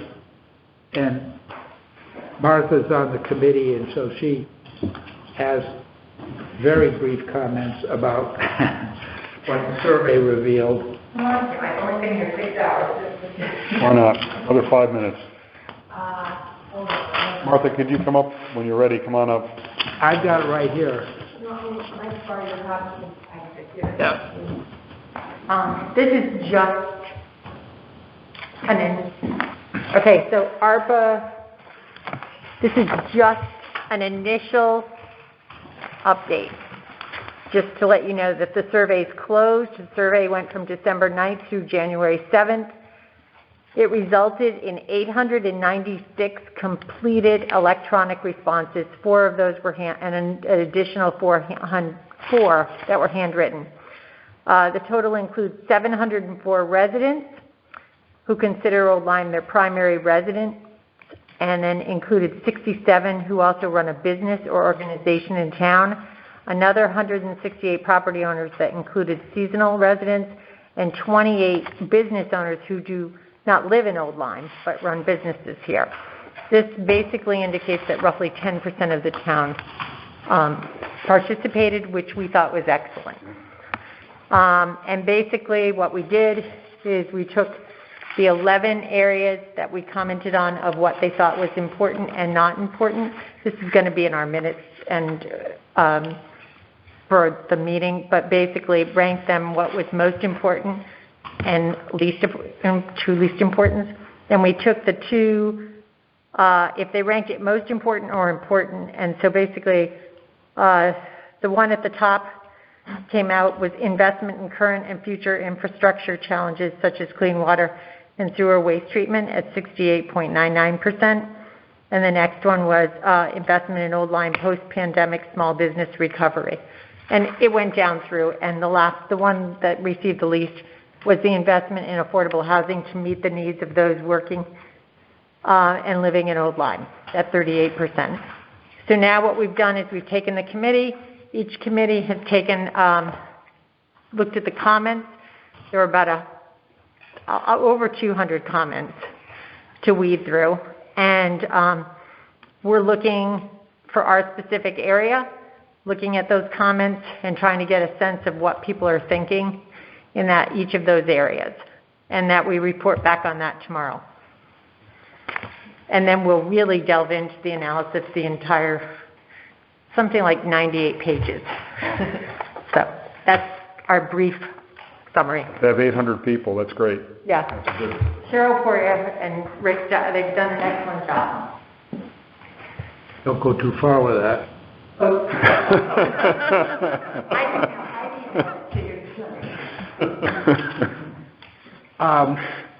Townwoods Park.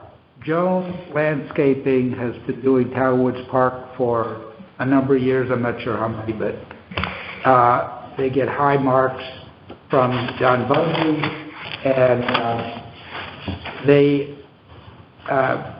a proposed 3-year contract to continue doing the work at Townwood from 2022 to 2024 with no cost increase from the previous 3-year contract. The contract called for $101,510 paid in 8 installments. This is the yearly amount, and they do all the mowing and lots of stuff up there.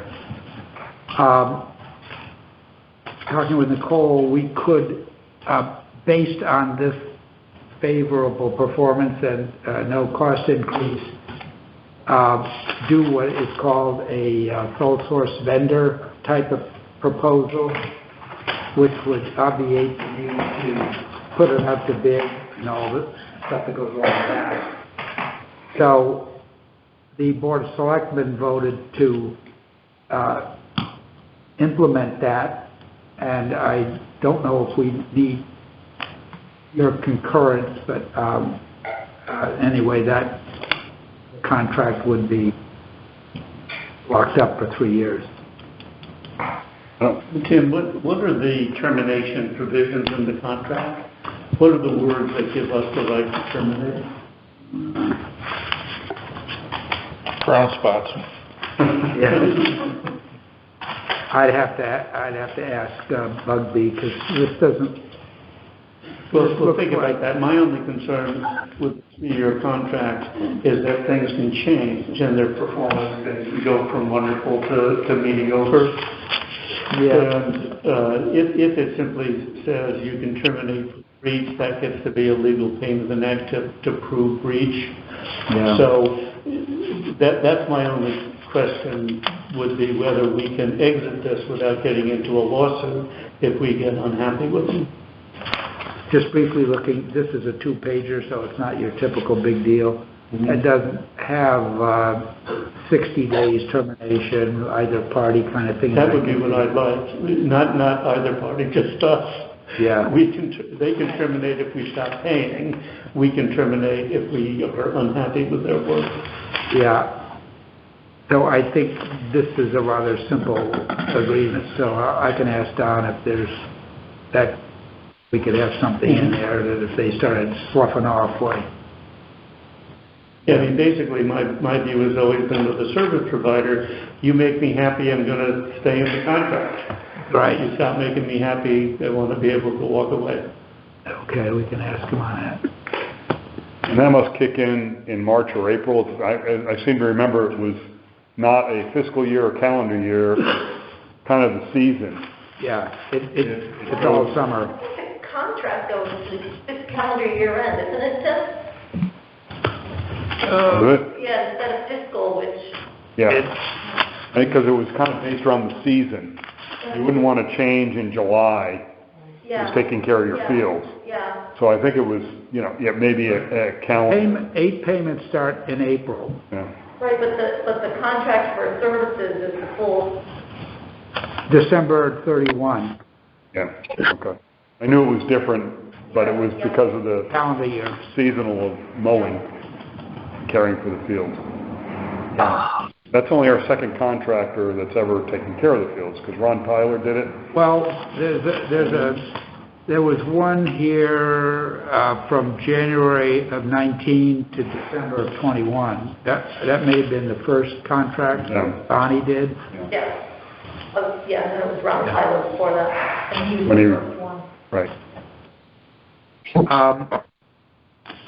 Another thing that Nicole and I have been arm wrestling, Ferry Road, we have a contractor, Bartlett Tree, who gave a proposal to fertilize the vegetation along, the trees along the street in anticipation of the work. And this would get them beefed up, ready to, get there. Ready to be cut down? Yeah. So they have a program that would require fertilization, and we got an initial bill of $2,226. I believe they're going to be two or three feedings before the contract is finished. And when Nicole looked at the paperwork, it talks about engineering and construction.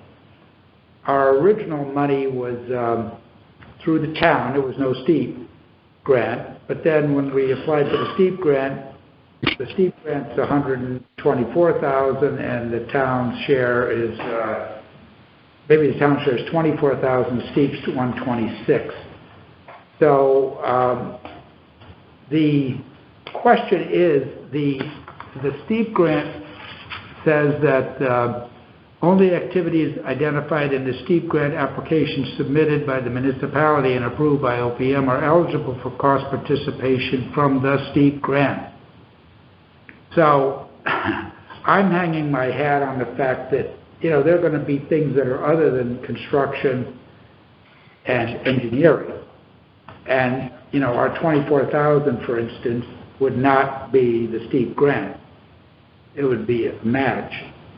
And I think when the whole thing is done, the tree removal and stuff was not anticipated in the original plan, so that when we get to that point, we're probably going to have to redo the budget and see where this thing comes out. So we're sort of at loggerheads about getting this invoice paid. And I haven't gotten an additional one yet, but I think there's more than one. And one could, I don't know, you might justify it as construction. It's sort of a pre-construction thing, but so I'm trying to figure out. It was suggested maybe we could put it through the tree commission, but I imagine that would be, that would probably not be well received. So we're trying to figure out what we do here. Because we did ask him to proceed with this thing and we have no way to pay it.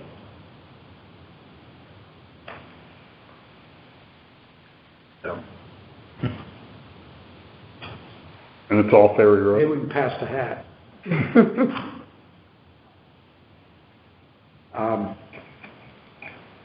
What do you think about the town share?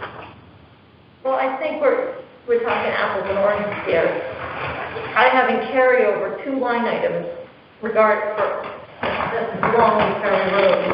One is called Ferry Road Engineering, and one is called Ferry Road Construction. And to me, that doesn't come into play in either one of those. And you, in your last note to me, said that you think it falls under construction, but I kind of hesitate, but do you think that you can get it through when you apply for reimbursement? That would be on. Why would, if they're only talking about how their money is used, why would they be concerned with how our money is used? I'm just talking about the label, the intent of what these funds are for. Yeah. It's like if you wanted me to put, but if you a need new mailbox under here and call it construction, I'd be like, that's not really right.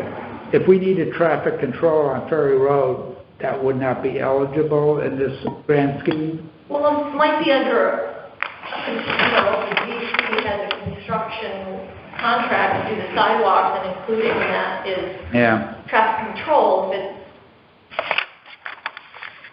that might be okay, but I'm just talking about the actual intent of these funds are pretty explicit, and I couldn't put a new pavilion under construction. You know what I mean?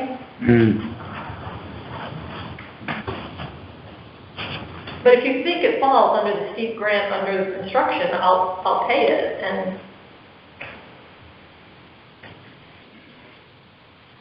well, it's up to you.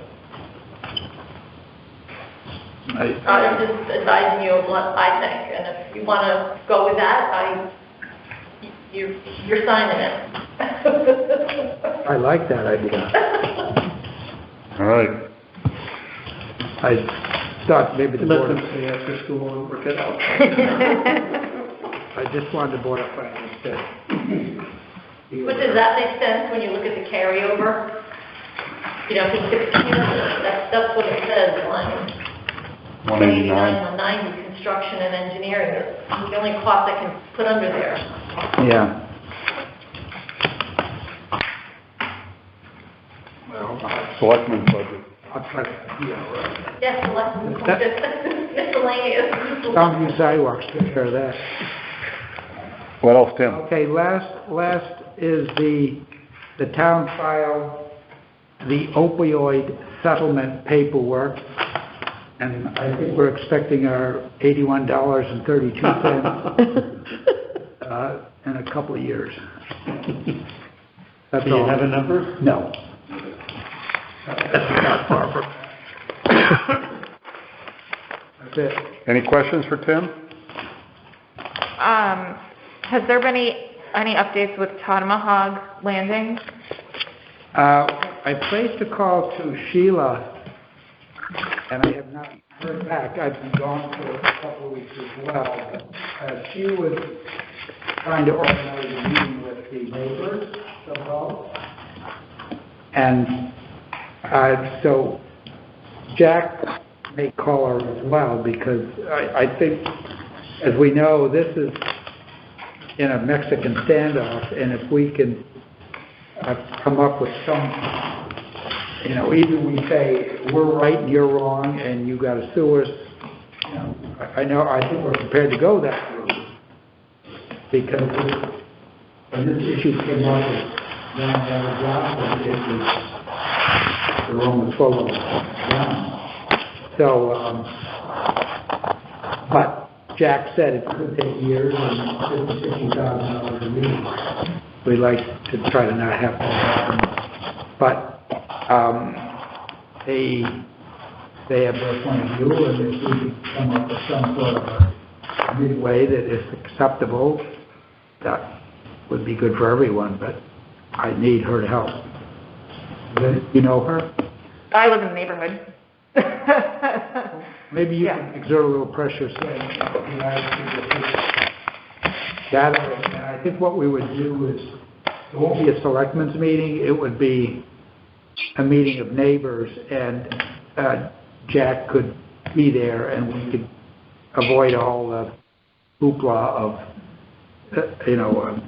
a public meeting type of thing. But, I suppose we can't preclude anybody from coming, but we want to keep the pressure down as much as possible. Any other questions for Tim? So reminder, town meeting Monday night at the middle school. Yeah. And then our next meeting is February 1st, where the fun begins. Michelle, you have the sheets that David sent around via email about the assignments. Is that different than what we have in our book? Yeah, the one that's sent via email actually has all the names. The one in the book has gaps. Yeah. So. Yeah, maybe Michelle, you can update that for our next meeting. Yeah. Oh. So that's February 1st. Okay. 7:30. So that gives us 2 weeks. Got it? Yeah. Okay. Meeting with Web. Comes around. Oh, thank you. Yeah. Rob, you gonna And we'll maybe. So, anything else? Do I hear a motion to adjourn? He doesn't feel awkward. Whatever. I don't want to put in the corner. Do I hear a second? I'll second. Yay, wasn't it? Thank you. 40 for the. All those in favor? Thank you all very much.